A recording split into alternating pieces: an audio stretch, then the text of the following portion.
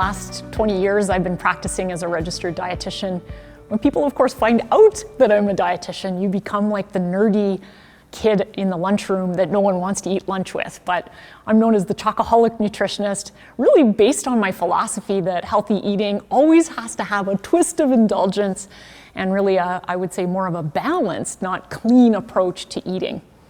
And so when we think about healthy eating, oftentimes people's impression of what dietitians teach is all of the nerdy nutrition things that people think about, like getting enough vegetables and drinking enough water and these types of things. And of course, those are really important from a long-term health perspective. But what sometimes gets missed when we talk about healthy eating is the soulful aspect of eating. And what I mean by soulful eating is really being able to have a healthy relationship with food in your body, and one that includes things like chocolate, potato chips, and these types of things that we choose for taste and enjoyment. So at our practice, our dietitian team really works hard to make sure that we're eating fully. And when we talk about eating fully, we really define that as eating healthfully and eating soulfully. And it's really that balance that is going to be good for long-term health and mental health and just overall having a little bit more fun. I think oftentimes when people think about healthy eating and nutrition, they think about the benefits to physical health. So things like reducing cancer risk and heart disease risk, diabetes, these types of things. The other thing I want you to think about, though, is that nutrition has a huge and often underestimated impact on our mental health and how we feel every day. What you eat can really influence your mental health, and your mental health is going to be highly connected to the types of foods that we're also going to eat. And so that relationship can, of course, be positive or negative.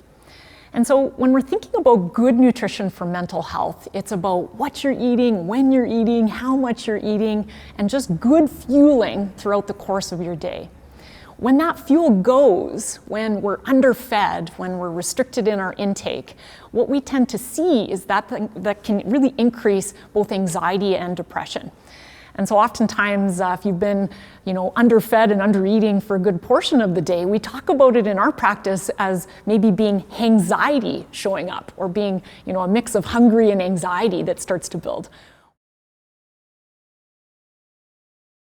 I think one of the most common phrases that we hear in the nutrition industry is to eat clean. And of course, eating clean in some senses might encourage people to get more vegetables and proteins and healthy grains and these types of things into your diet.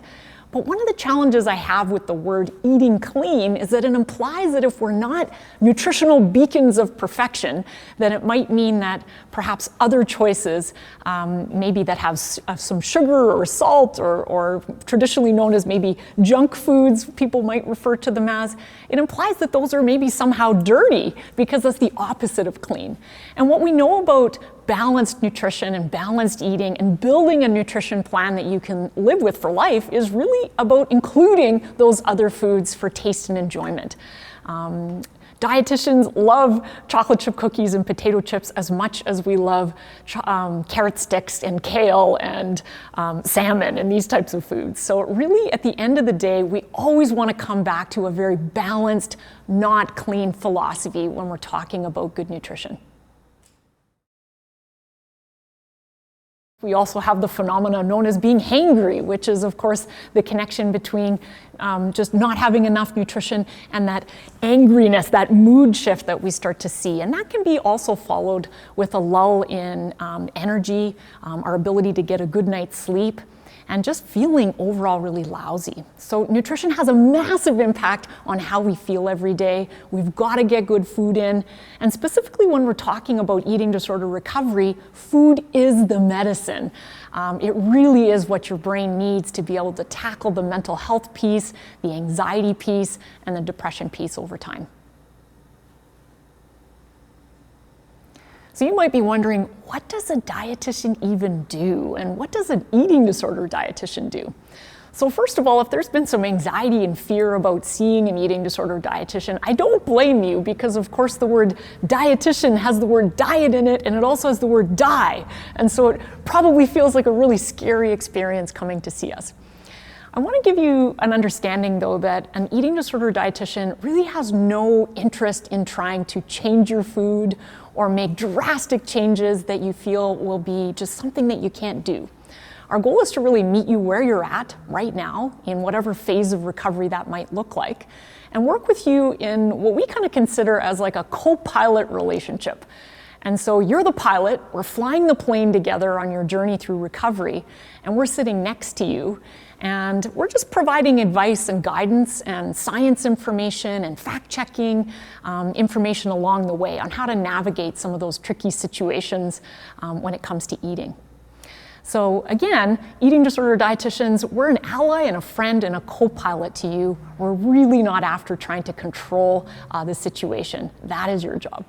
When we think of the different phases of eating disorder recovery and how a dietitian really can help with that process, in the beginning, when you might be struggling with undernourishment and just not simply getting enough good nutrition, we're going to work with you on what we call mechanical eating. And mechanical eating is really where we teach you to be able to trust us first before we can actually get you in a place where you can trust those hunger cues and your ability to make choices that are going to be conducive for your health.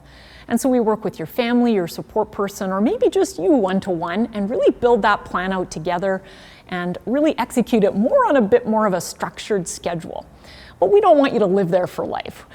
In time, what we're going to find is that your ability to detect hunger and fullness cues and to be able to trust your healthy self versus some of those eating disorder thoughts that are obsessive and relentless when it comes to your eating choices, we're going to move you more into what we call more of an intuitive eating approach to eating. And that's really where, again, things are going to be a lot more flexible. There'll still be a little bit of structure, but there's going to be a lot more sort of gray in what, when, how much you're eating over time. And then at the end of sort of a phase of kind of moving through recovery, we really start to get you to be in the driver's seat. And we throw some challenges at you because we know you're ready for it. Different social situations, different food fear challenges, and these types of things. And so again, if that sounds overwhelming, don't worry. You don't have to get there overnight. This process is going to be slow, and it's going to be step by step at a time that you're ready for it. So how do you find an eating disorder dietitian is a very good question. Different dietitians are experts in different things, and you're really looking for someone that has knowledge, experience in anorexia, bulimia, ARFID, other binge eating types of issues. Somebody that's got some experience with other clients is first where you're going to go. And you also want to know that they've got good connections with mental health care providers such as psychologists, and are really working and willing to work with your family physician and your therapist team to be able to collaborate for your care. And again, when you're looking at finding an eating disorder dietitian, similar to how you wouldn't necessarily go to talk to your family doctor if you needed a cardiologist to address a heart issue, you wouldn't go to a general dietitian for specific mental health and eating disorder recovery. You really want somebody with that exact area of expertise. If you notice, I keep using the word eating disorder dietitian. So when you're looking for a nutrition expert to help you through eating disorder recovery, you want to make sure that the person you're working with is a registered dietitian. They'll have the word RD behind their name. And this is really important because it ensures you're getting credible, sound advice from someone with a university degree in nutritional science and someone that has to do continuing education to really make sure that they're practicing in a professional and ethical way. One of the things that I'd also encourage you to do is to take a look at your insurance and see if you're covered for registered dietitian services, because it's quite common on either health spending accounts or under health insurance plans with your employer to have some coverage to be able to access this care. So if there's anything I would love you to really leave with today, it's one thing, and it's this. Eating fully is about healthful eating and it's about soulful eating. One without the other is going to get you into trouble. We really need to find that balanced relationship with food in your body.